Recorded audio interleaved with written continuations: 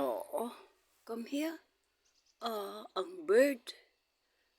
Bird, come here. Maraming tinapay din eh. How can you get out of here? Kung ganito man kakapal ang agyan mo, dadaanan mo. And then keep on pouring. See?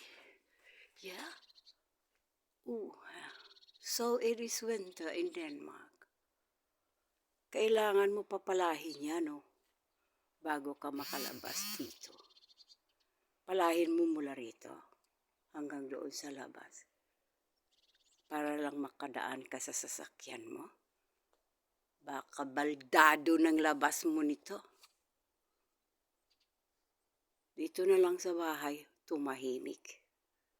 Okay, folks. Winter in Denmark. No, hi bird. Come here, bird. Marami akong tinapay dito, bird. Bird. Oh, hi, dalawa. There are two birds. So look at it. Come here, birds. I give you food. Oh. Do not stay there. It's very cold. Oh, hi. Mga bird pala nagugutom din pag winter. Wala silang pagkain. No? Tsaka, wala silang mapupuntahan.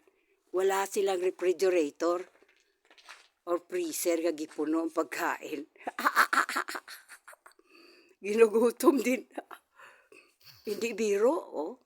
Kung yung tao nga, may paraan pa nga maghanap, buhay at may paraan pa nga mag-ipon para sa tag-ulan. Ganon din ang mga langgam or mga subay or ants. But, look at them. They worry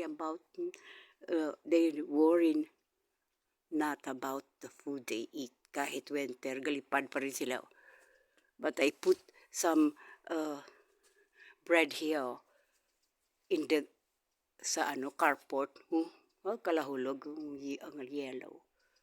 Okay, folks, that's it. Kaya, sino nagsasabing kung winter walang makain?